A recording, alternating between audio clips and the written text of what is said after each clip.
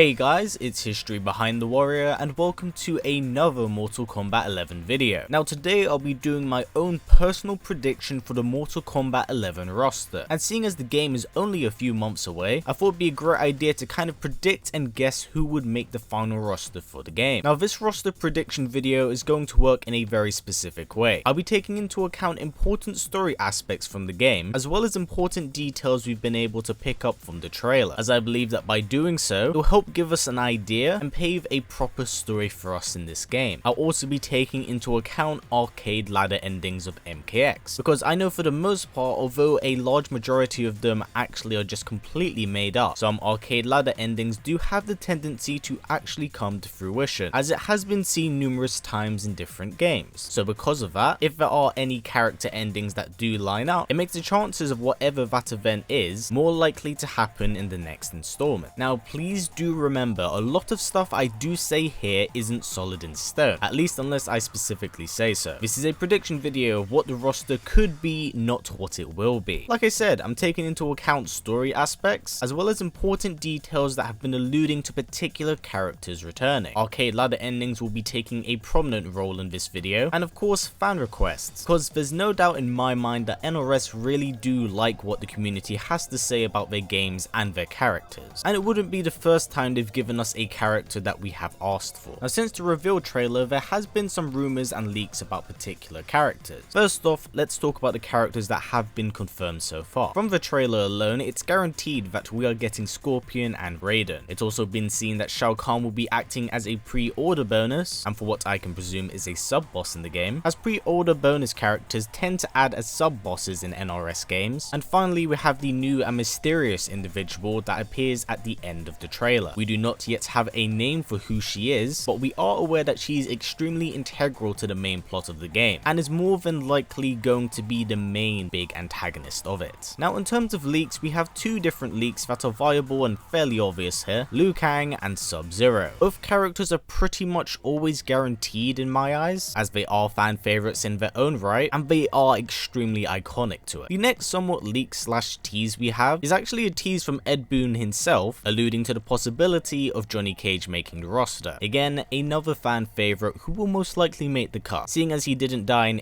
MKX, and I think out of all of the members in the Cage family, Johnny is usually the favored individual. So right now the guaranteed roster is Scorpion, Raiden, Shao Kahn, and new mysterious time character, with the likelihood and leaks of Sub-Zero, Liu Kang, and Johnny Cage. So that's 7 characters in total, and since MKX had a total of 25 characters in the base roster, I believe that there will be about 30 characters on the base roster. Now I do want to keep things realistic, so I'm actually going to go up to about 25 characters. The reason why I'm doing this is because we're definitely going to get new fighters on this roster. I don't know who they'll be, I don't know what they'll be, because there'll always be different ideas and concepts, but I want to talk about returning characters for the roster, and not my own personal dream list that will not come to fruition. Now I know this might be seen as a somewhat cop-out, because Mortal Kombat 11 is going to have a variation system, and balancing all of that out is a real bitch to do. So I don't believe we're going to have a huge roster like something like Armageddon. Again, trying to keep things realistic here. Anyway, without any further ado, let's talk about the characters I'm predicting to make the Mortal Kombat 11 roster. So the first character I predict will make the roster is Kitana. Considering that Liu is more than likely going to make the roster, the pair in this timeline seem to be way closer than their previous incarnations. And to help solidify this, during the end of MKX, we do see the pair as the Emperor and Empress of the Netherrealm. On top of this, not only is she a fan favorite, but her arcade ladder ending has her dreaming of the past and seeing the outcome of what would have happened if she survived the Battle of Armageddon, and this ends with her holding a larger grudge towards Raiden. Now with Mortal Kombat 11 being described as a time-bending story, I believe it's very safe to say that the likelihood of her character making the roster is very high. Plus she has alluded to the return of another character who was missing in MKX, and that was Jade. And considering how close Kitana and Jade were growing up together, I believe that the duo will make it in. And whilst we're on the topic of Jade, I believe that she will be making the roster as well. Jade is a character that right now has a lot going on for her. She's gained quite a large fan base over time, and despite being killed in MK9, was in extreme high demand for MKX, which is a shame as she didn't make the cut, but her fighting style was passed over to Kitana. Now what is extremely interesting is how she was absent in MKX. You see, unlike a lot of revenants under Quan Chi's control in MKX, Jade had mysteriously disappeared and wasn't at any point in time alluded to once by any of the characters at all. So this leads to the question of what exactly happened to her. Does this play into her arcade ladder ending in MK9 where she met a mysterious oracle? Maybe, as it seems like in Kitana's ending that she's a ghost reaching out to a friend, so it may give us a rough idea of how she'll be integral to Kitana's story. Plus she may in some way, shape and form be related to the new mysterious woman by the hourglass. So with the amount of ideas circulating around this character, I believe it's finally time that Jade made her return so we can have a somewhat conclusion to this whole Revenant story arc and find out what exactly has happened to her. Now our next character is Kenshi. Although Kenshi hasn't been too integral to the main plot in the new timeline, he has significant and important ties to his son Takeda and fan favorite Scorpion, who is already on the roster. On top of this, Kenshi is one of the few characters from the 3D era of Mortal Kombat that fans really liked. So again, if we take into account fan reception, he'll most likely make it in. Along with this, he has unfinished business with his son and the Red Dragon clan, since the Red Dragon clan themselves were responsible for killing his lover, that being Su-Chin, and Kenshi and Takeda rightfully want to take revenge on the Red Dragons. And to further solidify this point, in both Takeda's and Kenshi's arcade ladder endings, the pair can be seen clashing with the Red Dragons, killing many of them, and alluding to the return of Taven and Dagon, even though, fun fact, Dagon is alive and kicking in this universe right now. So much like the Jade story, this is a plot arc that I believe will be concluded soon. So from what you could tell of my statement about Kenshi, I also believe that Takeda will be making the cut. Why? Well, being the love child of Scorpion and Kenshi, Takeda just has the genetics for success. And out of all of the new characters that debuted in MKX, Takeda was both likable and unique. And plus, since he's still relatively new, he should be able to make it in, as again, there's unfinished business with Dagon and the Red Dragons. And speaking of the devil, I think that we've had a heavy amount of foreshadowing for Dagon, and because of this, I believe it's more than likely to believe he will make the base roster. He is a child of destiny, as the events of Armageddon will always exist, as it does seem to be a fixed point in time, and we are well aware that unlike Taven in the main canon, he's up and around creating problems everywhere. So the foreshadowing we've had in arcade ladder endings, and even the MKX comics, it's not hard to believe that he'd have a significant role in this game. And with the slight tease of Taven's return, we could see the two brothers clash much earlier than Armageddon. Another new gen character that I personally think will make the cut is Cassie. Now yes, before you all go crazy, I'm well aware that this character has a lot of problems. I've already said in different videos that she does have fundamental flaws, but despite that, I think she's still going to be in the game. See, outside of the somewhat plot armor she's covered in terms of sheer personality and charisma, she's very likable. Much like Takeda, who was bred for success, Cassie has very similar tools, at least in the sense that she's the child of Johnny and Sonya Blade. Her anti-god abilities make her a dangerous individual, especially against someone like Dark Raiden, but of the reception NRS received from MKX's ending, I don't believe that this will entail the same outcome. Now personally, and I know this is quite a controversial comment I'm going to make here, so please don't cut my head off for this, I feel like she's probably going to fill up her mother's slot on the roster. Sonya herself as a character doesn't exactly have a huge fan base, and the whole broken family story arc is now over. And with Sonya being one of the higher ups of the special forces, she may not want to get her hands dirty anymore. Now I know there were some rumors about her possibly being in the game, with even Ronda Rousey being her voice actor, but personally I think this has been fabricated. I could indeed be very wrong here, but with the whole broken family story arc being wrapped up, and understandably NRS still wanting to push particular characters forward, I feel like Cassie's going to inherit a lot of Sonya's moves in order to feel different to Johnny. But that's where I personally stand on things. I could be very wrong here. Our next character is Jacqui Briggs. Now Jacqui Briggs is a very interesting character, not in the sense that she's good, or for that matter original, but in this case she is extremely underdeveloped. You see, unlike Takeda or Cassie, she's not been fleshed out nearly as much as those two, as Takeda and Cassie both had their own story arcs in the comics, and if I'm honest, Jacqui just felt like the best friend of Cassie, the daughter of Jax, and the girlfriend of Takeda. That kind of felt like her gimmick, and because of that, she felt underdeveloped in both comics and in game. But with the foreshadowing of Jax being killed off in two separate arcade ladder endings, including Jax's own one, this may be a way of passing down the torch to Jacqui, as I don't think Jax is going to make it into 11's roster, and they'd understandably want to push the new generation forward. Now this could actually be a good thing if it's done right. So hypothetically, if Jax were to die, it may be a great opportunity for Jackie to step up her game and really come into her own, as she has felt relatively underdeveloped. But that's my own personal take on it. Plus, Jax has made it very clear that he doesn't really want to be involved with the special forces anymore, so this may be a way of completely writing him out. Next we have Reptile. I mean, I'm not gonna deny, this guy is a jobber, but by god is he a fan favorite. I mean, this has always been a character that has oozed with potential, but it's never really been tapped into, only very briefly in the original timeline when he became a vessel for Onaga. Outside of that, the Saurian hasn't had much luck. Now, in saying that, what could work for him in the new timeline? Well, that's the thing. Reptile in terms of story has nothing to work with, especially in this new rebooted timeline. Not even the Onaga arc. As you see in the MKX comic book series, it's been alluding to the new Dragon King host in fact being Goro in this timeline. However, in saying that, I think that Reptile is going to make it in out of the sheer fact that he is a fan favorite. People do love this character, and I can definitely see the appeal. However, in also saying that, I'm not going to pretend like he isn't going to fulfill a job or role. 9 times out of 10 in a Mortal Kombat game, regardless of which installment it is, Reptile is usually an obstacle that the player must overcome and beat in order to progress the story. So naturally, there are going to be characters like this that do make the roster, and Reptile is sadly one of those individuals that does fulfill that role. Unfortunately, we can't have every single character in the roster be the protagonist of the main story. It's just not how it's really written anymore. So although Reptile might be filling a jobber role, at least he'll probably make it into the game and actually be playable. Now, our next one should be fairly obvious, as he's the current ruler of Outworld, and that is Kotal Khan. I feel like this goes without saying at this point, as he's an extremely important character in the universe ever since becoming Khan, as there's been a lot of emphasis and alluding towards a massive battle between Outworld and Earthrealm, but Mortal Kombat 11 has been described as a time-bending story, so it does raise a lot of questions of what exactly is going on here. Plus, I'm not gonna lie, I'd be very interested to see the interactions between Shao Kahn and Kotal Khan, as they are two different Khans of Outworld, and they both have very different philosophies of how it should be run, so it'd be nice to see these ideologies clash. Personally, I think that Kotal Khan is guaranteed to make it to the roster. He's far too important of a character in the universe right now to actually not make it, so I like to think that this character choice is pretty solid in stone. The next character I'm going to be talking about now is Erron Black. Now, Erron Black is such a special case. He feels like a mixture of Jackie Briggs and Reptile, at least from a storyline perspective. Knowing that Erron Black actually comes from Earthrealm and is in fact extremely old, this character just oozes potential. Erron Black probably has the most distinct look out of them. However, much like Jackie, he is horribly underutilized, and much like Reptile, only serves to really be in the game as a punching bag. Outside of the arcade ladder endings and the very brief appearances he's made in the Mortal Kombat X comics, he just somewhat exists as an obstacle, which is a shame, as I've said he has a great look to him. However, this just may be a role that he has to fill. There unfortunately have to be characters in a fighting game mode, especially when it's more movie-esque, that requires characters to be defeated by the player, and Erron Black may just be one of those characters that fulfill that role. And if Erron Black does make it in just to fulfill that role, then I'm at least happy that he's in the game, but I really do hope with all of my heart that he's given much more character and personality. I mean, for God's sake, his voice actor is Troy Baker. Now, here's an inclusion on the list I think many people are going to be happy to hear / see: Noob Saibot. Yes, I think that Bihan is going to return. After his mysterious disappearance / death in MK9, he's been alluded to quite a bit in Mortal Kombat X during the character intro. However, do remember that they are just intros, so they don't hold too much weight, but Noob always has and always will be a fan favorite. The Easter egg of his name and the very simple yet slick design he has really does help him stand out from the other ninjas. And on top of this, he has very important character ties to both Scorpion and Sub-Zero, as he is the older brother of Kuai Lang, and he understandably must still bear a grudge towards Hanzo for killing him. And with Hanzo now being human once more, this could create a very interesting dynamic, because the last time they came face to face, Hanzo was Quan Chi's servant. So again, there'd just be some interesting character relationships here. Now, in terms of story, how could Noob Saibot work? Because the last time we did see him in the canon, he was being sucked up into a Solnado and was presumably torn apart. Well, for those of you who aren't too familiar with the previous timeline, Noob wasn't the first person to land in a Soul tornado to survive. The other individual who was able to come out of this alive was in fact none other than Scorpion. However, he survived the tornado for very different reasons, as before he could be torn apart, he was rescued by the Elder Gods and chosen to be their champion, as at the time Onaga had risen and they needed someone to kill him. I don't know in what way, shape and form this would work for Noob Saibot, as where we are in the current timeline, it's clearly not aiming to bring back the Dragon King, so I'm not really sure how to be able to write Noob back into the story. However, in also saying that, dying in the Mortal Kombat universe has never really mattered too much, as people pretty much get brought back a game later anyway, so they may decide to write this in or just include him in the game in general, because if I'm honest, Noob's popularity is so incredibly large that they most likely could do that and get away with it. But yes, I do think Noob will be making it into the game, and if the variation system is anything to go by, then who knows, we may see the duo of Noob Smoke in game. We have to wait and see. Now on to our next character, and this is one that fans have been asking for desperately, and honestly he really does fit into the tone of what the game's going for. Fujin, the God of Wind, has always been a underdeveloped character within the Mortal Kombat universe. However, he's had a distinct look and is favoured by a large majority of the fan base. On top of this, he seems to have a very close relationship with Raiden, and with Raiden taking on this very dark and sinister persona, it'd be interesting to see what his relationship with Raiden would be. Would he stand by Raiden because of their friendship, or would he turn against him, as his tactics would most likely be extremely brutal, if the MK11 trailer is anything to go by.